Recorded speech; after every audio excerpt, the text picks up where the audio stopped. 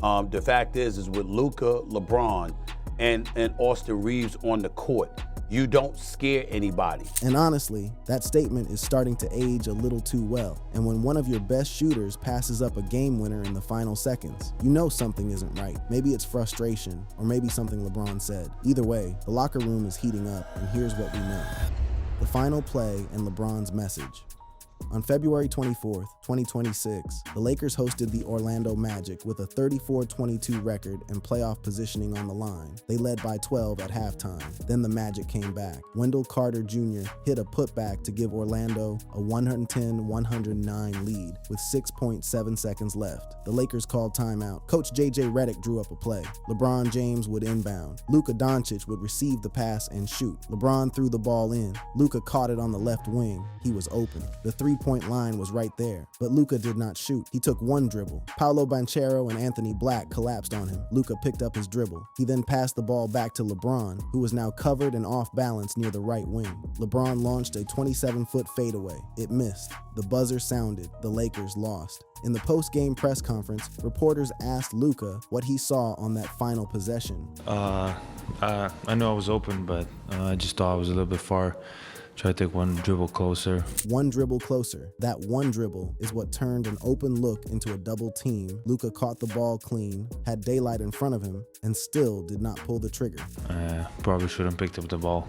Just try to attack. He admitted the mistake. He said he should have driven to the rim instead of picking up his dribble. But the question that reporters pressed next got at something deeper. Luka shot 8 for 24 from the field that night. He was 2 for 10 from 3. So was the hesitation about distance or about confidence? Oh, maybe a little bit. But I thought it was enough time. It was about 7 seconds. He acknowledged the cold shooting may have played a role. He said there were about 7 seconds left, and he thought that was enough time to create a better shot. He was right about the time. He was wrong about what that time cost him. By the time he dribbled once and then picked up the ball, the defense had rotated, and the only option left was a pass to a covered LeBron James. I thought we had a good opportunity.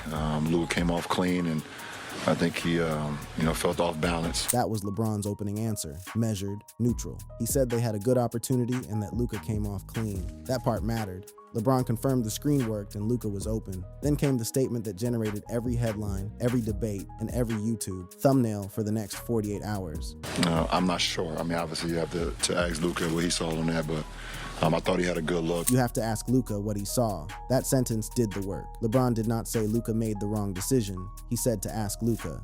He separated himself from the choice. He placed the decision and the responsibility for explaining the decision on Luka's shoulders. And it looked like he kind of just lost his balance, didn't have a rhythm with the ball, whatever the case may be. LeBron offered an explanation, lost his balance, didn't have rhythm. Whatever the case may be, each phrase carried a tone, not anger, not accusation, but a kind of detachment. He was describing what he observed from 10 feet away, and then he closed the answer. I thought he had a great look. LeBron said that twice across his full answer, once earlier and once here. He believed Luka should have shot the ball. He did not say those words directly. He did not have to. Every reporter in the room understood the implication, and so did every camera pointed at him. Media outlets picked it up within minutes. Heavy.com called it a blunt message. Yahoo Sports ran a headline accusing LeBron of disrespecting Dončić. Bleacher Report published a breakdown of both players' post-game video statements side by side. Social media users said LeBron threw Luka under the bus. Others said Luka threw LeBron a grenade, an off-balance contested 27-footer with no time to reset. Skip Bayless called Luka's explanation lousy and slammed the entire final sequence. Coach JJ Redick confirmed the design of the play.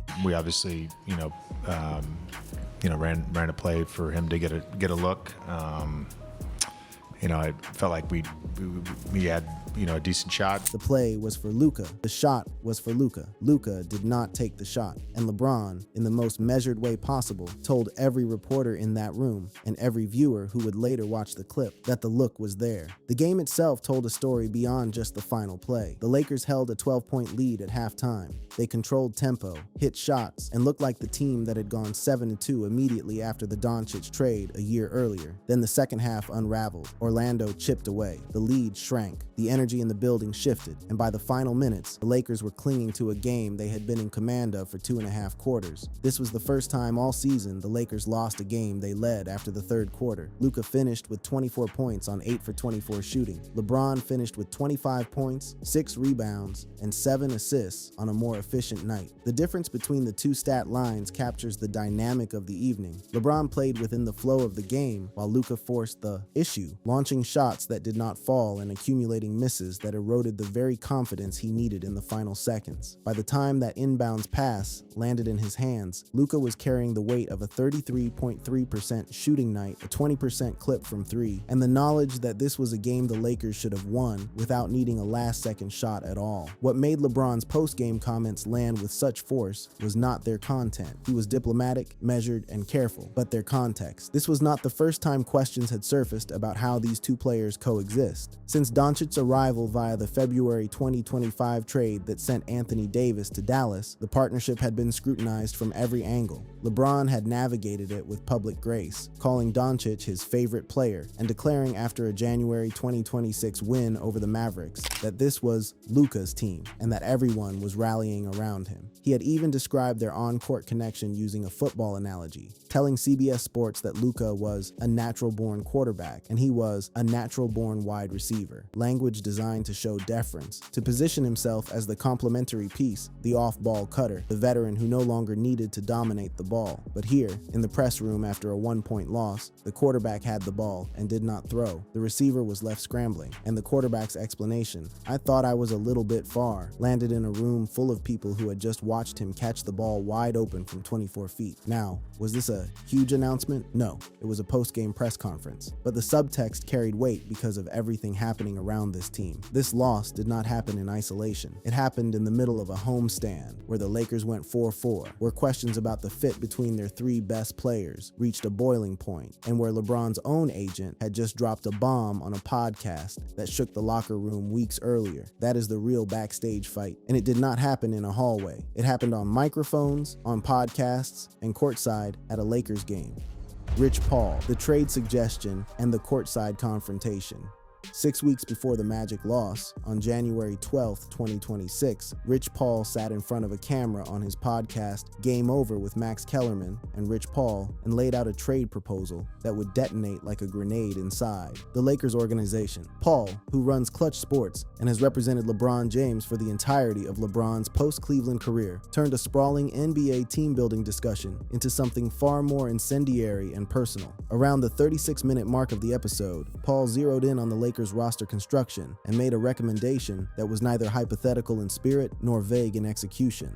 Rich Paul brought up the idea, quote, "If I was the Lakers, I would probably be targeting the Memphis Grizzlies as a trade partner for Jaren Jackson Jr." That was the proposal. Send Austin Reeves to Memphis in exchange for Jaren Jackson Jr. Paul's reasoning was architectural, built around Luka Dončić's timeline and the gaping defensive void in the Lakers' front court. Jackson is 26 years old. Dončić is 26 years old. Jackson won Defensive Player of the Year in 2022-23. He blocks shots at a rate that transforms team defense. He can stretch the floor with his three-point shooting, even if that shot has been inconsistent. Paul argued that if you are building a franchise around Dončić for the next half-decade, you need a defensive anchor who matches that window, not a player whose offensive skill set duplicates what Luka already does. There's a world where you can do what's best for your team and do what's best for Austin, because Austin deserves to get paid right now. Paul framed the trade as a kindness to Reeves, a chance to go somewhere he would be the lead scorer, the franchise guard, and the player who gets the max contract extension that Memphis could offer. On its face, the logic was sound. Reeves is on a 4-year, $53.8 million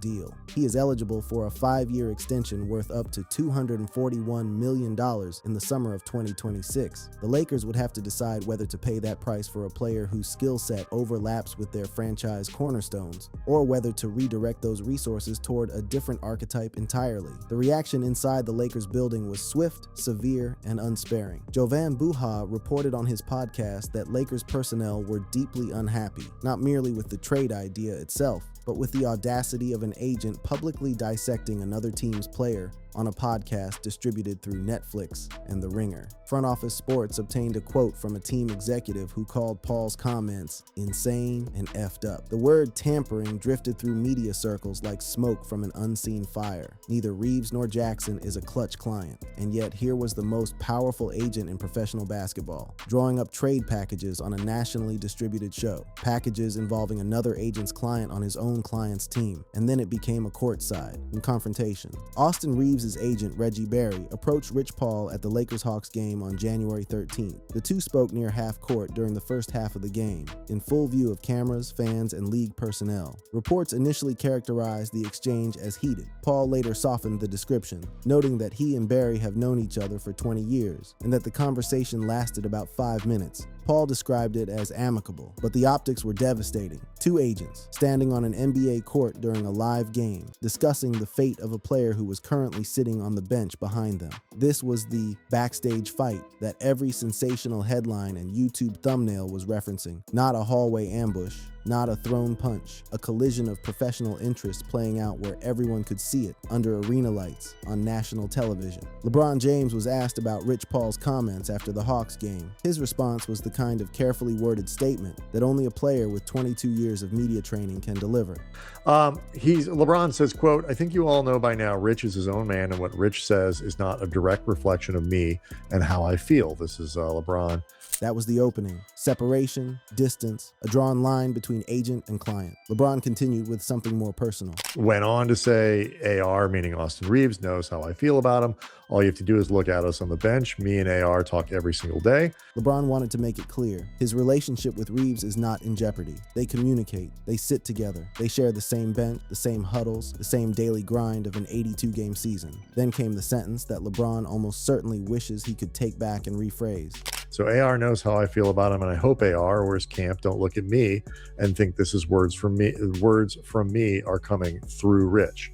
He meant to say words from him are not coming through Rich, but the slip captured the exact perception he was desperately trying to extinguish, that Clutch Sports and LeBron James operate as a singular organism, and that what Paul says on a podcast is what LeBron whispers in the front office and in the ear of Rob Pelinka. The hosts of Locked On Lakers, Brian and Andy Kamenetsky, dissected this with forensic precision on their show. Andy took LeBron at face value. He said he does not believe this particular trade suggestion originated from LeBron, but he immediately acknowledged the weight of history working against that belief. That is the inescapable trap. LeBron and Rich Paul have spent the better part of 2 decades operating in seamless coordination. Pressure campaigns, cryptic social media posts, the ominous, carefully worded statement that accompanied LeBron's player option. Decision. The partnership has delivered 4 championships, multiple franchise relocations, and a media empire, but it has also conditioned every observer, every front office executive, and every teammate to assume that when Rich Paul talks, LeBron is the ventriloquist pulling the strings from behind the curtain.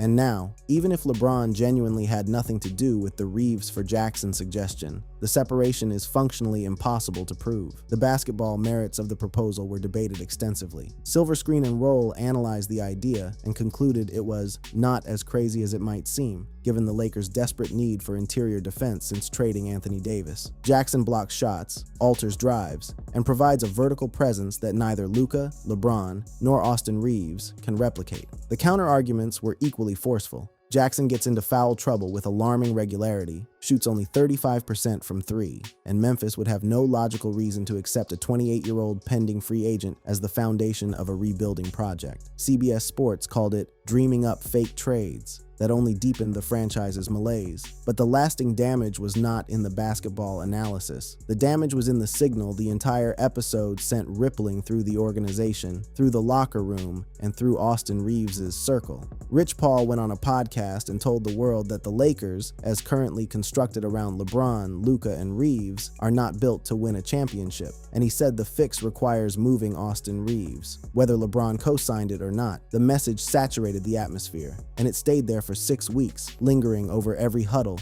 hovering over every post-game handshake until the Magic game arrived and the final play fell apart in front of everyone watching. The Locked On Lakers host captured the dilemma perfectly. This was now the second time Rich Paul had publicly undermined Reeves' standing. The first time, on an earlier episode, Paul had agreed with Max Kellerman's suggestion that if the Lakers were a championship-level team, Reeves would come off the bench. That comment stung. This one, publicly proposing to ship him to Memphis, was a different magnitude of provocation entirely. Brian Kamenetsky articulated what anyone close to the situation was thinking. That single sentence crystallized the central absurdity of the situation. An agent's job is to shield clients from distractions. Rich Paul was manufacturing them. An agent's job is to protect the team environment that his client depends on. Rich Paul was destabilizing it, and the distinction between Rich Paul the podcast host and Rich Paul the agent who represents LeBron James, a distinction that Paul himself tried to draw on a follow-up episode, exists nowhere outside of his own press releases. The trade suggestion did not help LeBron. It did not help the Lakers. It turned a week when LeBron had played a dominant game against the Hawks into a conversation about someone else's podcast. And it put Austin Reeves, a player who talks to LeBron every day, who sits next to him on the bench, who is one of 2 teammates Luka Dončić has publicly praised by name, in a position where he had to wonder whether the man sitting 3 seats away wanted him gone.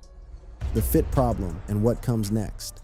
The botched play against Orlando and the Rich Paul situation both pointed to the same underlying fracture, a structural problem that no amount of post-game diplomacy or media management can paper over. The 3 best players on the Los Angeles Lakers roster do not function as a cohesive unit when they share the floor, and the evidence, stripped of opinion and emotion, is devastating. Brian Windhorst laid it out on First Take with the blunt precision of a man reading an autopsy report. Here's their big issue. Their big issue is, so Austin Reeves came back about 8 games ago from his injury. Windhorst established the timeline. Reeves had been sidelined with an injury, and the trio of LeBron, Luca, and Reeves had only recently been reassembled on the court together. Then came the number that should have silenced every optimist in the building. When Luka, LeBron, and Austin Reeves play together, they're just not a good team. Not a slightly diminished team, not a needs more reps team.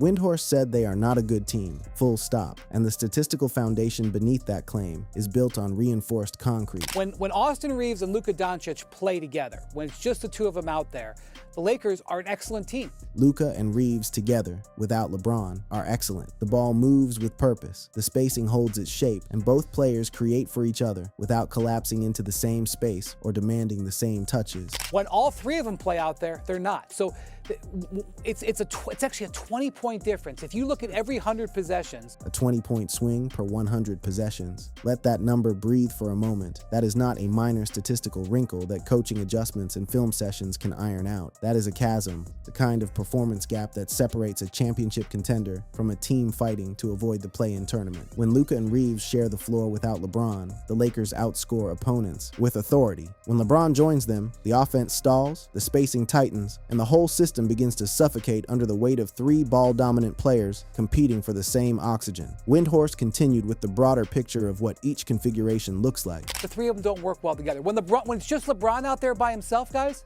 they're a very good team. The paradox is staggering in its clarity. LeBron alone, the Lakers are a good team. Luka and Reeves together, the Lakers are a good team. All 3 sharing the floor at the same time, they become a bad team. Not mediocre, bad. And the root cause, as Windhorst's co-panelist identified, is as fundamental as it is inescapable. Crazy. You say, how can that be? These 3 guys are all scorers.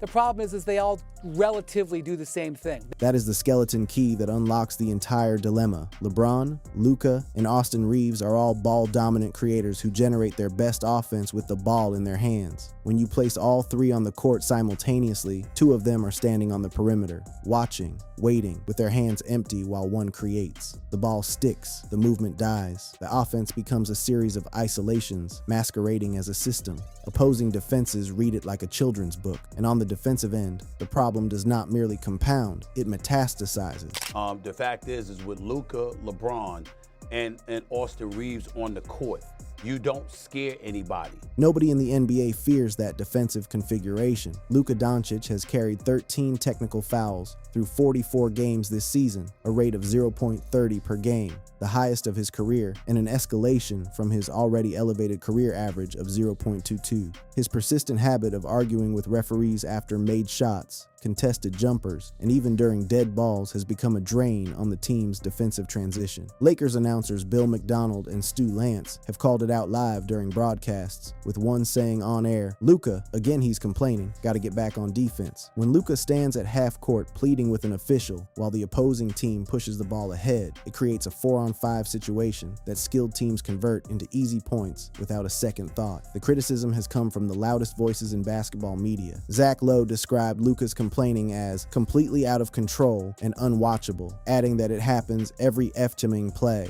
Max Kellerman predicted that Luka's statue is going to be him complaining to the refs. The complaining is not a recent development. It stretches back to his 2018 rookie season with the Dallas Mavericks and has persisted despite multiple public pledges to stop, including a 2022 promise. Inspired by Dirk Nowitzki's advice to sing songs in his head to stay calm, the promises did not hold. The technical fouls kept accumulating, 73 across the last 5 seasons, the most in the NBA. And now, the behavior is corroding the defensive integrity of a team that already lacks stoppers in its most used 3-man lineup. LeBron, at 41 years old, cannot guard perimeter players the way he could even 3 seasons ago. Reeves is a willing defender, but undersized and overmatched against elite wings and forwards. And Luka's defensive effort has been scrutinized for years, with critics pointing to diminished lateral quickness and recurring effort lapses despite his otherworldly offensive production. The combination of all three on the floor creates a defensive vacancy that championship caliber opponents, Oklahoma City with their collective defensive swarming, San Antonio with Victor Wembanyama as a paint eraser, Denver with Nikola Jokic and their depth, will exploit relentlessly in a 7-game series. What's the biggest reason we're talking about them going home in the first round? Because you have defensive liabilities. The conversation has migrated from, can this team compete for a championship, to, can this team survive the first round of the playoffs? That is the trajectory of a franchise whose 3 most talented players occupy the same offensive geography and collectively offer nothing that resembles a defensive identity. The margin for error has evaporated. Windhorst then addressed the elephant looming over every discussion about this roster. Here's the bottom line. These 3 guys don't fit together. They're not working. And then the timeline. Next year, they're probably only going to have Luka and Austin Reeves. That is the quiet part spoken at full volume. LeBron James turns 42 in December 2026. His contract status gives the Lakers limited leverage and even less certainty about whether he returns. The organizational pivot that began with the Dončić trade in February 2025, sending Anthony Davis to Dallas for Luka in a deal that analysts overwhelmingly graded as a steal for Los Angeles, was always designed for the post-LeBron era. LeBron himself acknowledged this publicly, calling it Luka's team after a January 2026 win over the Mavericks and stating that everyone was rallying around him. The Lakers front office consulted Dončić on roster moves. They signed him to a 3-year, $165 million extension in August 2025. Rob Pelinka, now confirmed to remain as general manager under new head of basketball operations Lon Rosen, has one task this summer: construct a roster around Luka Dončić that does not replicate the redundancies that have dragged this current version into the mud. The data says it. The eye test confirms it. The post-game press conferences hint at it. LeBron James did not make a huge announcement. He made a calculated statement, 6 sentences long, delivered in monotone after a 1-point loss, that told Luka Dončić and the basketball world that he saw the open shot, he saw the hesitation, and he wants everyone to know that the play was designed for Luka, the look was there for Luka, and the ball ended up back in LeBron's hands because Luka chose to pass. Whether that amounts to genuine tension, healthy accountability, or simply a 41-year-old man being honest depends entirely on what happens from here. But the fit problem between these 3 players is embedded in the numbers. The Rich Paul situation continues to ripple through the organization. The defensive void has no obvious solution on the current roster, and the clock on this version of the Los Angeles Lakers is ticking louder with every loss, every hesitation, and every post-game answer that says more in what it doesn't say than in what it does. That brings us to the end of this video. For more interesting videos like this, click on the cards on your screen.